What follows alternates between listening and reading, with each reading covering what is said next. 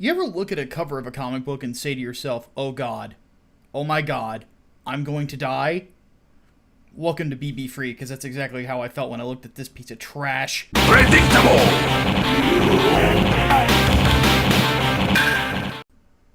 Yeah, BB Free.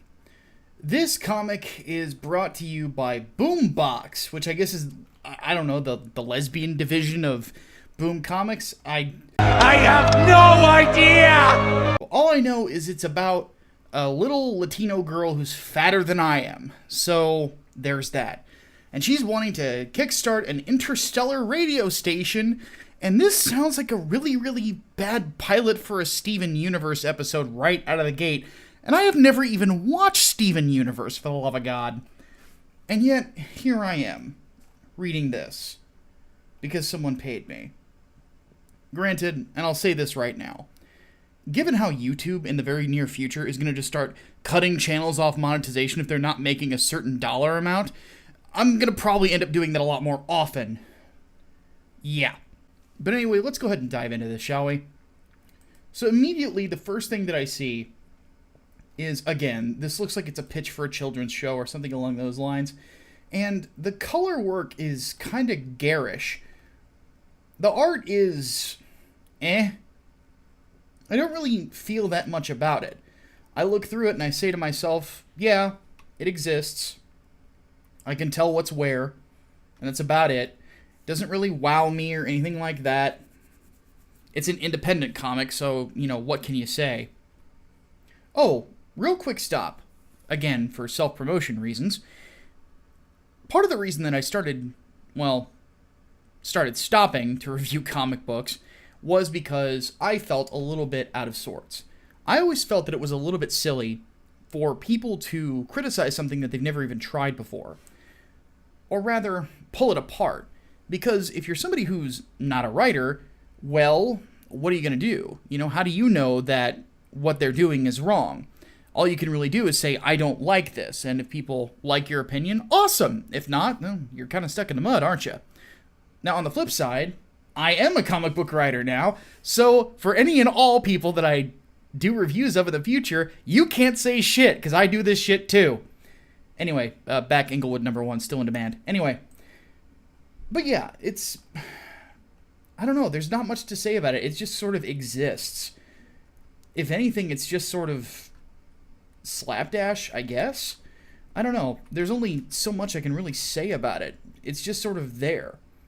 But anyway, it goes forward, basically says that the Florida state has now become a series of islands because, I don't know, global warming or something. It's not really...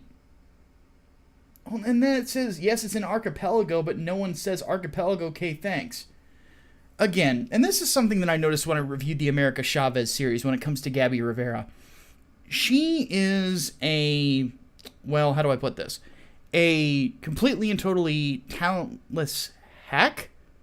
That sentence only kind of made sense because the grammar sucked, but you get what I mean. She really doesn't have a whole lot of talent, and for some reason, she seems to think that she can just talk down to the audience and the things that they're reading because she exists.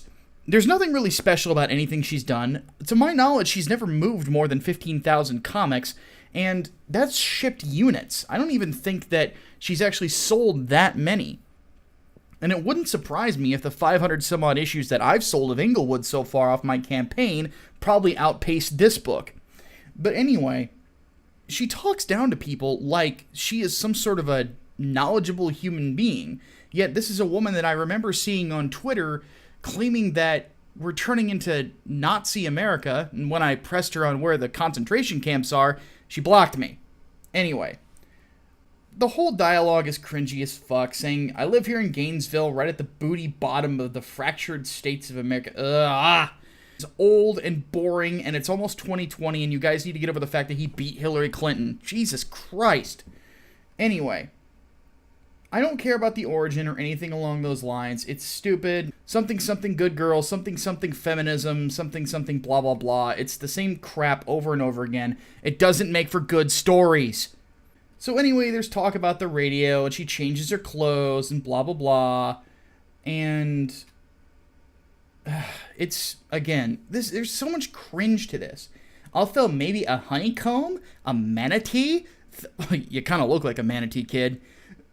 Someone who hasn't announced her 15 yet? Like, it's so stupid. Like, if there's any one thing that makes me hate children, it's listening to children talk. You know? It honestly, like, this you could obviously tell I am not a parent, but I would think that this is probably not how kids talk. I do have several nieces and nephews because I'm a childless weirdo, like my boy Zach would say. But I look at this sort of thing and I go, what? You clearly don't have children either, and you apparently have daddy issues from what we can tell, because daddy is a jerk in this, and of course all dads must either be jerks or Homer Simpson or Peter Griffin whenever it comes to the way that feminists write anything. And then from there, it just kind of goes into this whole thing of, oh, we're going to broadcast magic to the universe, and I'm bored. I'm really bored. And then there's, you know, stuff about Mexican food, I think, and again, dad's a jerk because he's actually trying to be a parent, and I don't care. I really, honestly don't care. Like, there's allusions to some sort of magical powers and things along those lines, and I'm like, you know, I don't care about that either, and that's generally the biggest problem about all of this. And I think the biggest flaw of this book in general, first off, the idea of this child thinking that anyone really gives a shit about her fucking opinion. And beyond that, this idea that this makes for some sort of a compelling story to any age group. I wouldn't give this to a little girl at all, because it doesn't really encourage little girls to do great things or anything along those lines. You know? There's no real, you know, conflict here, aside from daddy's disapproval. There's nothing that's really being overcome aside from daddy's disapproval. You know, and at that point, because of the lack of my ability to care and the lack of ability for this character to really have that much of anything to overcome, why the fuck am I even reading this, aside from the fact that someone paid me? I am a whore. And that's where we're at. And this is part of the reason that Gabby Rivera sucks in the world of comic books. She is completely and totally incapable of creating any sort of villain that you give a shit about, or really anything for the character to overcome. The character will always win, no matter what.